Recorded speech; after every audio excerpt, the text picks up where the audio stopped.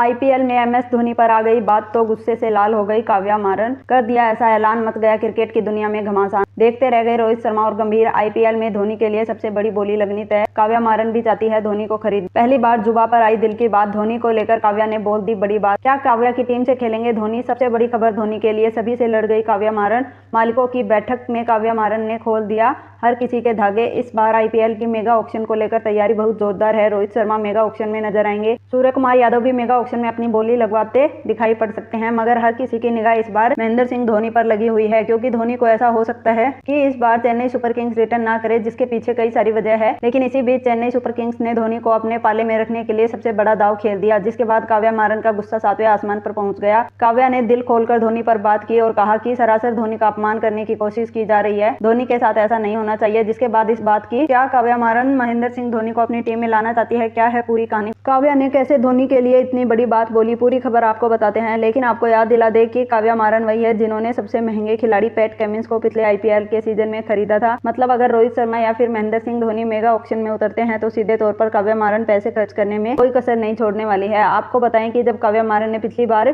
PAT Cummins को खरीदा था तो लोगों ने उनको बेवकूफ कहा था, और तो और उन पर सवाल खड़े हो रहे थे कि वह अपने पिता का पैसा बर्बाद कर रही है। लेकिन जब सनराइजर्स हैदराबाद ने फाइनल मुकाबला कोलकाता से खेला तब सभी की आंखें फटी की फटी रह गई। माना जा रहा है कि इस बार भी काव्या काफी पैसा खर्च करने के मूड में है। दरअसल मेगा ऑक्शन में धोनी और उनके साथ रोहित शर्मा आ सकते हैं, और इसलिए वो सीधे तौर पर एक नियम का विरोध कर रही है। दरअसल आईपीएल के सभी मालिकों की एक बैठक की गई, जिसमें सभी ने अपनी अपनी राय रखी, और इस बैठक में कई महत्वपूर्ण नियमों पर चर्चा की गई। बैठक के दौरान सीएसके ने बीसीसीआई को एक सुझाव दिया कि यदि कोई खिलाड़ी अंतर्राष्ट्रीय क्रिकेट से 5 या उससे ज्यादा समय से संन्यास ले चुका है तो उसे एक अनकैप्ड खिलाड़ी के रूप में ऑक्शन में शामिल किया जाए। अनकैप्ड खिलाड़ी वो होता है जो कप्तानी ना किया हो। धोनी के लिए भी इसी नियम को लागू करने की मांग की गई। यह नियम पहले लागू हुआ करता था, जिसकी वजह से टीमें अपने खिलाड़ी को आसानी से अपने पाले में रख सकती थी।